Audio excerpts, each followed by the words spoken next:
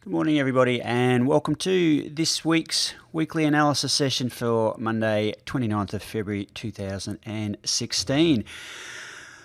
Watch out, fellas, because today I think is the day that all the ladies who haven't been proposed to yet can actually propose to their partners. So, any single gents out there, watch your step today. You just might get nabbed. A quick apologies for last week. I had terrible computer troubles, so much so that I had to completely erase my hard drive and reinstall everything. I've now got Windows 10. Those of you who have ever had any experiences with Windows 8 would know what a schmozzle that operating system is. On Windows 10 now, everything's going nice and quickly. So hopefully today we'll be able to get through without any glitches. The disclaimer first and foremost, the content of today's presentation or any other Elite Traders Club material does not constitute a recommendation, nor does it take into account your investment objectives, your financial situation or particular needs. So, as always, before making an investing decision based on the general advice presented in any of our presentations, please consider whether the advice is appropriate in light of your financial circumstances or seek further advice on its appropriateness. All right. Again, today we'll have a bit of a look at what's happened with our benchmark indices, any new trades that have set up along the way, any trailing stops, of course, in either of the watch lists, and also some Q&A. For the time being, both the Australian market and the US market are in very high risk territory. The S&P 1500, the US market, they're almost into high risk territory, which sounds rather strange, but going almost into high risk territory, improving slightly from very high risk. It's not quite there yet, but ever so close. The Australian market's still fairly much in very high market risk territory as we speak. And again, just in terms of capital allocation, really interesting that at this point in time, our market has been certainly on the downward move since about April, May of last year, and certainly getting very close to officially bear market territory, losing over at least 10% as a minimum. Getting down to 20% is definition of bear market, and we sort of ebb and flow, getting pretty close to those sorts of areas at the moment in the Australian market. So from a capital allocation point of view, assuming that you are splitting your capital between both the markets, then assuming that, again, that your maximum allowable drawdown is 15%, which is fairly typical and fairly conservative as well. You do have to have a certain amount of risk exposed to the market. It just means that at this point in time, you just need to pare back that risk, so you're only exposing 20% of that 15%. That's if you were investing all your funds into the Australian market, but assuming that you are splitting it between the two markets, then it is 20% of 7.5%, which is just half of that allowable capital. So that means you've got a fairly small exposure at this stage, 1.5% value at risk on the Australian component of your portfolio, and exactly the same for the US component of your portfolio. So the other half, the other 7.5%, 20% allowable, 20% of the allowable drawdown of 7.5% means that you again have 1.5% value at risk exposed in the US market. I just want to go over a couple of things from last week and just to discuss a few things for this week as well. The macroeconomics analysis session I did with Jeff on Friday, I actually wrote an article in the Herald Sun looking at sector performance versus stock performance, and it's really quite interesting in that some of the strongest performing sectors in the Australian market in the last year, for example, the utilities was up around about 10%, which certainly was a big outperforming sector, if you like, in comparison to the broader market. Our market being, over the last 12 months being down at least 10% as a minimum, and the utility sector there being up around 10%. Interestingly, that the top 5 stocks in the utility sector really didn't show any outperformance. any significant outperformance of the broader market, and yet there were other sectors that were marginal performers, and even some sectors that were really underperformers, where individual stocks within those sectors were massive outperformers.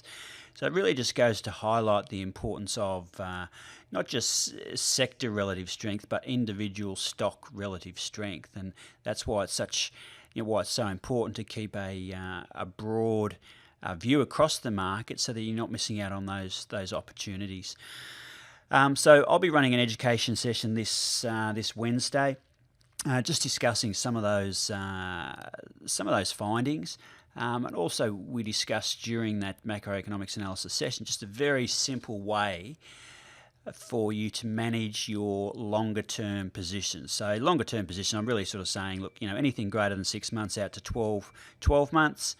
And if you're in a position, a really simple way to manage your trades, as we've discussed over the last 8 or 9 months in particular, obviously the use of a 3 ATR stop is very beneficial. Looking for some opportunities to take some partial profits along the way, but for really minimalistic activity on your portfolio, using a 63 period moving average will keep you in a trade for a long time.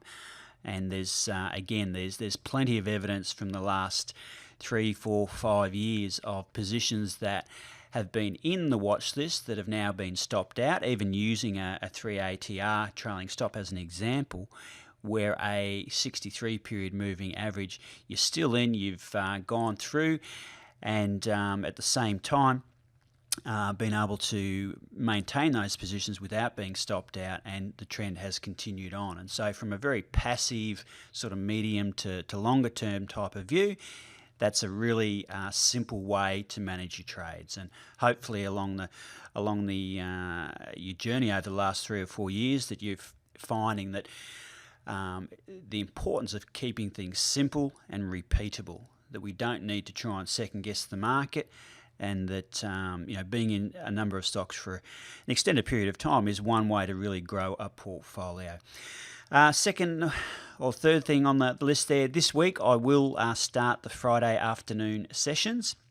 Again, I wasn't confident that I had all my computer fixed up by Friday afternoon last week, so from that point of view we will go through and start on this Friday. Just, David, quick question there. Is that 63 days or weeks? That's weeks. So again, everything based off weekly charts. So medium to longer term investing, really growing your portfolio, as opposed to the trading aspect of it, being in and out, that sort of thing. Again, you tend to be the subject of more volatility when you expose yourself to those shorter time frames. So that's this Friday afternoon. I will run a webinar. It will be a live one, and it will be at around about 4:45 on Friday afternoon. It should be around about a 15-minute webinar. It will, of course, be recorded, so if you can't make it, you'll be able to tune into that over the course of the weekend. And then the following Monday afternoon, I will record a US session as well, and certainly in time for people to put any trades on before going to bed that evening. It'll certainly be posted well in time for that. All right, so let's go through and have a look at why we're all here, the markets. So we go through and do our market risk as per normal once a week, having a look at the charts and saying, well, what are they telling us at this point in time? Now, obviously, the main indicator that we use is our stochastic, and at this stage, again, we are in very high market risk territory at this point in time, and you'll see it just starting to curve over a little bit there in the Australian market. You've got to remember that this is a lagging indicator. Obviously, price action is the most current indicator that you can get. And interestingly, that this longer-term moving average that I've got in there, that's just a 125-day moving average. You can use a 200-period moving average if you like. Just something that gives you a bit of an indication of overall market direction. This indicator here, the moving average there, has really started to act as dynamic resistance, and you'll see there I've got the little circles highlighted there where there are zones of supply, if you like, along the way there, and again, market really struggling to hang on to that 5,000 area. It's done its best over the last 6 months to sort of retain that $5,000 point mark in its sights. Each time we've moved back up towards that area over the last month or so, we've been met with further supply. So we're really sort of struggling at this point in time. We need a bit of impetus from some of the other markets around the globe to drag us onwards and upwards. Question there from Kim. Read the ASX 200 chart. What is encouraging is the formation of a bullish divergence in the stochastic, fingers crossed. Yep. So what Kim's talking about there is we've got a bullish divergence is when you're looking at an indicator, whether it's a stochastic or a MACD or something like that, where we're starting to get higher lows, if you like, on that particular indicator there, whilst we're still getting lower highs on the overall market. So what that refers to is that perhaps there may well be some strength in this in terms of momentum, potentially being seen in this particular market. We're just going to have to wait and see whether that eventuates in price action. But fingers crossed, as Kim quite rightly points out, that we may get a bit of a bounce to the upward side, and certainly not dissimilar from this area back sort of in August, September time, where we started to get slightly higher lows on our stochastic over the same period of time when the market was essentially making at least equivalent lows on the benchmark there, and following that we did get a bit of a market move up. So I think a really important takeaway from all of this is, again, from your medium to longer term investing, those of you who've been in strong Australian stocks and have managed to manage them appropriately, then you've been fairly well looked after over the course of the last 12 or 18 months, because those stocks, there's been a number of stocks that have been in that watch list for quite a significant amount of time now, and still managed to edge their way further up. And I think that's the important aspect of longer term growth of a portfolio, is not to try and second guess everything, because no sooner do you get stopped out of something, you're looking for something else to get into, and that's where having those wider stops is really quite beneficial over the longer term. Let's go and have a look at the S&P 1500. Again, I've just put in the swing chart here just to have a bit of a look at the price action, etc. And obviously, same sort of concept here, just putting in these zones of supply. Certainly, we had a fairly significant trough down here where price moved back up, fell through, and just coming back up to those levels now. That's where that circle is there. We've rebounded pretty strongly from these previous levels, not dissimilar to what's happened over here. We've had a move up only to fall back down. It's very, very similar, isn't it, when you look at that? And then the market really kicked on quite significantly. So we're at this sort of key level at the moment, these zones. What's going to happen over the course of the next week or so? What's happened sort of fundamentally since this big sell-off in January to turn things round? And where are we at the moment, and what's going to happen? So again, we're not Nostradamus. We can't forecast the future. We can only manage the positions that we're currently in, and just be protective of our capital. Certainly, we're well below our longer term moving average there, so you just need to be vigilant. But again, those trades that you're in, if prices haven't come back and closed below your trailing stops, no matter what sort of trailing stop you've used, don't try and second guess the market. Stay in there, stick to your plan. And if the market gets a bit of a wriggle on, that'll put some wind into your sails as well. So that's the important takeaway from there. All right, let's go and have a look at the ASX pendings this week. After running the scans and re-entering all my Beyond Charts overlays, etc., I was actually able to save a lot of the overlays before wiping my hard drive. So that was a useful thing to know how to do in case that ever happens to you. You're in the situation where you've gone to the efforts of creating a whole lot of analyses, and then you find that you need to do something drastic. Then at least backing up your analyses will save you a fair amount of time. JBH came up this week, and Again, we'll go through and just have a bit of just zoom out and see where we've been. Interestingly, a retail-based stock is approaching all-time highs. So certainly back in 2009, after our market recovered, you might remember at that time there was a big economic stimulus by way of the government giving everybody handouts to go and buy plasma TVs, and JB really benefited from that. Since then, historically, we've actually coming up testing that all-time high, in fact making a new all-time high a few weeks ago. A bit of a sell-off over the course of 3 subsequent weeks, forming a short-term downtrend, and then last week putting in a higher high and a higher low, so back into short-term uptrend, and at the same time forming a new medium-term trough. And again, just thinking about our price action filter, where is that medium-term trough in respect to the second from last medium-term peak, which is the one over here? It's well clear of it, so exhibiting really strong price action, obviously the relative strength coming through loud and clear as well. So from that point of view, all we need to do is place an on-stop order 0.5% above our last medium-term peak.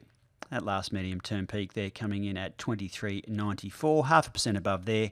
Sees your on-stop order coming in at $24.06, and a protective stop at least 2 ATRs below that level, and making sure that we are at least 0.5% below the last medium-term trough, and that sees our stop loss coming in there at $20.48. That's JB Hi-Fi. Now I think I had one other. This one was actually from the previous week, so this is still a valid setup. General Mining Corporation. Again, I won't go through all the aspects of that. We went through it the previous week, but last week just really putting in a doji there, a little bit uncertain, so we'll just have to wait and see whether we get any follow through over the next week or two before getting up to that triggering level. So before I go through and have a look at any of the trail stops or anything, did anybody manage to find anything else in the Aussie market worth having a look at this morning?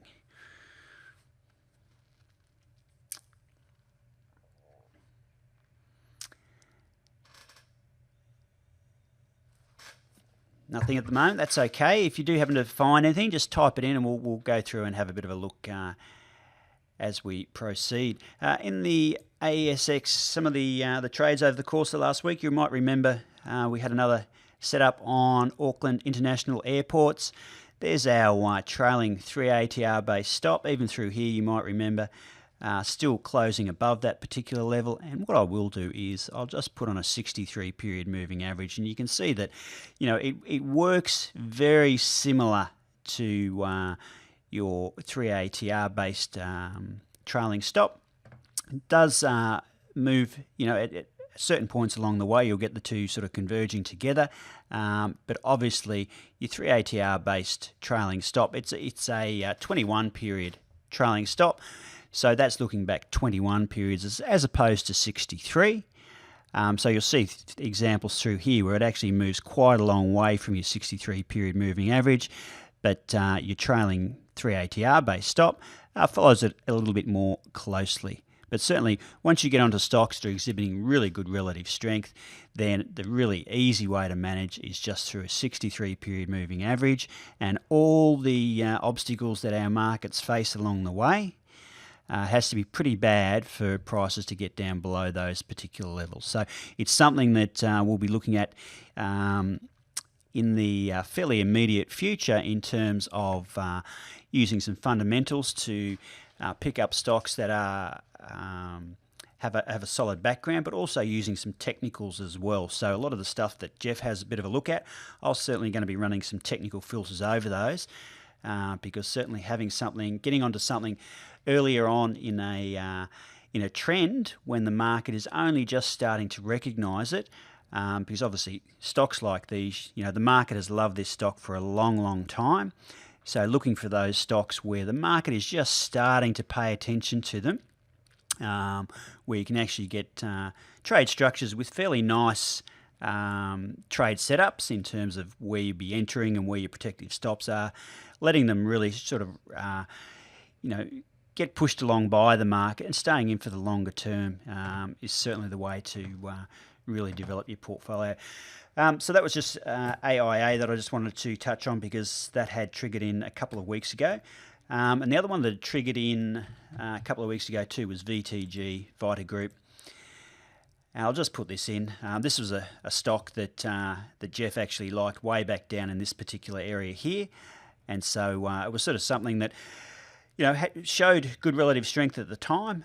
Certainly it sort of based for a little period before moving on. And so whilst not exactly meeting a price action filter that we've got, which is really pretty stringent, it certainly did have behind it some good relative strength and some rising troughs along the way, which is certainly to its credit. Since then, it's really kicked on, triggering in a few weeks ago. Pretty good candle last week. The last couple of weeks have been very strong for VTG, so I just wanted to go over those ones. And you'll see here that the trailing stop, the 3 ATR based trailing stop, last week just moving up as well. And again, there's the similarities between the two. Obviously, your trailing 3 ATR based stop around this particular area here. There's a little candle there that closed below that, so if you were in it from a little bit earlier on, it would have been pipped out there. Your 63 period moving average, again, keeping you in. So it's certainly something for those of you who have trouble with a trailing stop as such. Again, respecting the fact that we're all different. We like to manage our trades in different ways. The really critical aspect is that you must have an exit strategy, and whatever it is, you must stick with it. So that's pretty much it from the Australian watch list in terms of trailed stops for last week. We'll go across to the US now and have a quick look at the pending setups over there. So WEC is a new setup. So we'll just zoom out and have a look, and you'll see that we are at all-time highs. Interesting, isn't it? Looking at stocks at all-time highs with all this turmoil in the markets, a terrible January, inclusive of the US markets around the world really being belted in January, and yet here we have a stock that it's exhibiting price action that's meeting our very stringent price action filter. That is, we've got a trough at or above the second from last medium-term peak. It's exhibiting good relative strength. The three trends in alignment. It's about to break out to all-time highs. All it needs to do is get past that last medium-term peak. So to do that, we need to place an on-stop order at $58.44. That's 0.5% above that level, and a protective stop at least 2 ATRs below that entry level and at least 0.5% below that last medium-term trough. So that protective stop is going to come in at $54.04. It's certainly well clear of 0.5% below that last medium-term trough, and that's by virtue, of its ATR, its average true range. So certainly, the last probably 2 or 3 months, certainly that stock performing very, very well. So that's WEC. This is one that's been in the watch list for the last few weeks. It's been in the watch list since this small pin bar. And again, through January into February, has performed really strongly, even gapping up, and last week putting in a nice strong candle as well. So obviously its trading range has expanded, and by virtue of that, and the price action along the way, it does have a fairly wide stop in terms of numbers and percentage.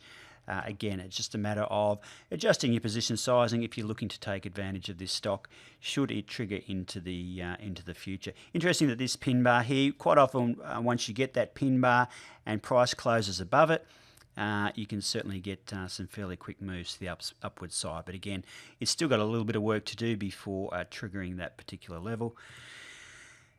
The other one that came up this week was XEL, Xcel Energy. Who would have thought that an energy stock, I'm not too sure what the background of this stock is, whether it's solar, oil, shale or whatever, but certainly at all-time highs. So whatever it's doing, it must be doing a fairly good job of it, and you can see good relative strength over the last 6 months or so. Price action very solid as well. That last trough well clear of the second from last medium term peak. We have actually broken through that last medium term peak just marginally. So is it too late to get into this trade? I don't think so. You just need to, again, place a non-stop order 0.5% above that last candle, and that will see a non-stop order at $40.41. A protective stop at least 2 ATRs below that level and at least 0.5% below that last medium-term trough sees a stop loss coming in at 37.47. That's XEL. Next one on the list, and I think this was the last for the US, was ED, Consolidated Edison. So again, let's just zoom out and see where we are.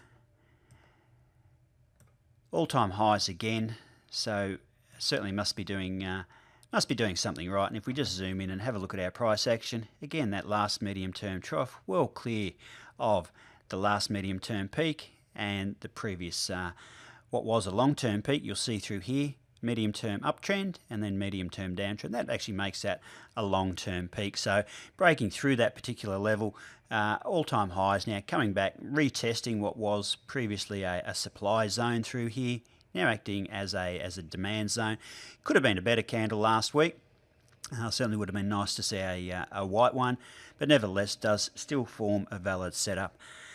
So on stop for this particular stock at $74.27 and a protective stop loss coming in at $68.03. That's at least 2 ATRs away from our entry and at least 0.5% below that last medium term trough. So they were the ones that I could find in the US this week. Did anyone manage to find any other potential setups in the US? The market that I actually scan as part of my trades is the I'll go through here and just show everybody. I go to my profiles and go to my USA weekly plus short-term uptrend. The market that I scan is the Saxo Capital Markets US Share CFDs list. Not because it contains CFDs necessarily, but it's just a fairly broad list of stocks from a range of markets. So that's what I use to go through and do my scans. So depending on what markets you happen to scan yourselves, you may find something else come up.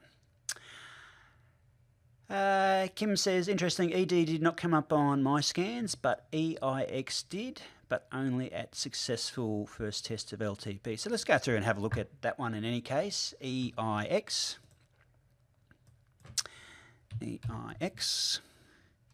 Edison International. I wonder if that's related to, because ED, Edison International, and Edison, the other stock there. So what I'll do there is I'll just go through and put on my overlay, and that's the ASX Weekly. I don't want to put that one on there. I'll have to go over to the side.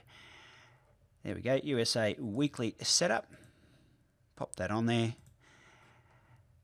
Put on my swing chart and have a look. So again, long-term peak through here that Kim's just suggesting. Coming up there, having the first test at this particular point in time. So all we need to do from that perspective is really just wait for a bit of a retracement. Expect, ideally it would be nice if price came back a little bit, put in a trough higher than the second from last medium-term peak, and then take the breakout above that longer-term peak. So whatever it was over here, obviously fairly significant in that it turned this really strong upward trend into a downward moving trend at the beginning of, when was that? The beginning of last year, and sort of had the impact that it's really knocked the stuffing out of it for a little while, but now just really starting to gain a bit of strength. And should it happen to break through that level, then onwards and upwards from there. So that's Edison International, and that compares with Consolidated Edison. So I'm not too sure whether those two companies might be related at all, given that historically, what happened to EIX last year seems to coincide roughly with what happened with this particular stock as well.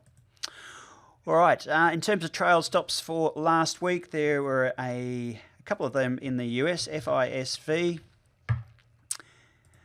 was one. So again, if you're in any of these stocks, you'll see just there recently the little green line, our trailing 3 ATR, just starting to flick up as well. The other thing I'll do, I'll just put on here, a 63 period moving average. And again, if you think about what's happened over the last few years, the stock market, particularly in the US and Australia, really got to kick along through midway sort of through 2012. So was there an opportunity back in 2012 anywhere through here to place a trade? Okay, so clearly you can see that through here we had a new trough formed, well clear of any other previous price action. So even getting in at those levels and thinking about, whether you wanted to use a 3 ATR or even a wider 63, yes, it is a long way away, but again, thinking about longer term and really being in something for an extended period of time. At that point in time, what was its longer term relative strength like? It was very good, and the medium and shorter term started to come through as well, and then all through that time frame, continued to move onwards and upwards. Hasn't even looked like closing anywhere near its 63 period moving average. And this is why it's so important that once you get onto something, a stock that's gone from effectively $30 to nearly $100 in that space of time will do massive things for your portfolio. HRL, Hormel Foods, again, been performing really strongly of late. And there's our ATR line, again, moving up just ever so slightly.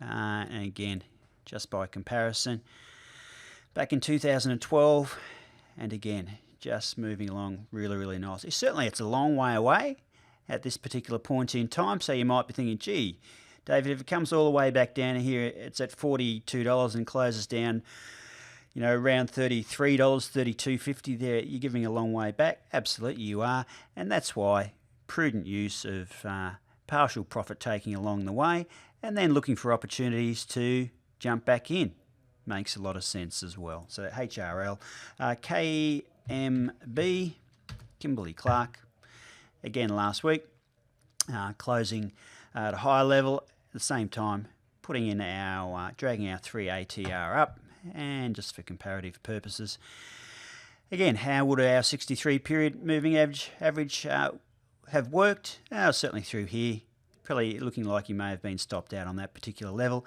Stayed above there, certainly over this particular time frame, closing below, but at the same time you'll see the relative strength.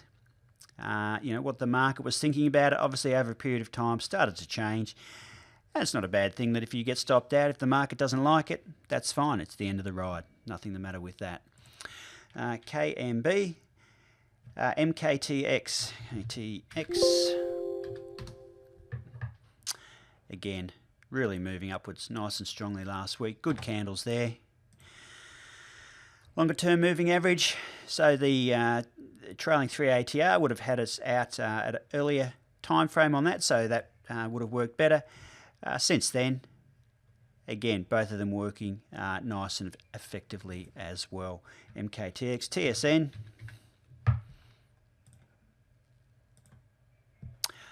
And I need to put on my analyses, which this is obviously one that I haven't stuck in, but even still, if we put on our trailing 3 ATR or a 63 and have a look at the two and just compare. Again, a bit of overlap there where, depending on where you got into a stock like this, either being stopped out through there on a 3 ATR based trail or even down here, and that's where the 63 got you a little bit further up, coinciding at about the same time there, and really strongly moving up there along the way. And another one, TWC, Time Warner Cable, will also pop in. And last week, all this sideways stagnation there. Interesting, still managed to outperform for most time frames, and again, just showing some good relative strength, starting to move up recently as well. So that last candle just trailing that up there. Peter says one stock to have a look at, ISRG. So let's go and have a look at ISRG. And let's go and put on our overlay and see how we look with that. And I'll just put on our swing chart. Yeah, look, in terms of price action, that last trough there, at or above second from last medium-term peak, so that meets our price action filter. The only element of this at this point in time is we do have this this longer-term peak back in 2012, so we just need to, for the time being, give that its due respect. Wait until we've got our first test of that particular level there, and then certainly a breakout above that level should tick the box, assuming that the price action remains in the same mode at this point in time. That is, the last trough is still at or above that second from last medium-term peak. Not too sure what's going to happen when we get back up to this level, whether it continues to push up, whether it comes back down. Hopefully it does continue to push up, have a good test of that level, put in another trough there. The only issue will be is when it does put in that new trough, will that trough be at or above what might then be the second from last medium-term peak? It'd have to be a fairly shallow trough in order for that to be fulfilled. But good price action, nevertheless, and pretty good relative strength of late as well. Well, folks, that's about it for this Monday morning. As I said, I will put together an education session talking about some of the observations over the last 3 or 4 years. And again, for those of you who are looking for an alternative method of managing or trailing your stops, for those of you who do like longer term types of investing or trading, if you like, at the end of the day, trading is just investing with a plan, then certainly something for you to think about. And again, I'll be going through a lot of setups that have been in the watch list over the last 2, 3, 4 years. And again, just applying some of those different trailing stops like that 63 period moving average, and you'll be able to make some of your own observations on the basis of that. So in the meantime, hopefully the markets get a little bit of a pickup this week. Again, we'll just need to wait and see what happens in the US. A lot of things going on over there at the moment. The one of the scary things is seeing Donald Trump on TV debating his opponent there in the US. Let's keep our fingers crossed that he doesn't get in to be the leader of the free world. Anyway, enough of politics and my thoughts. We'll catch up with you a little bit later on the week. Bye for now.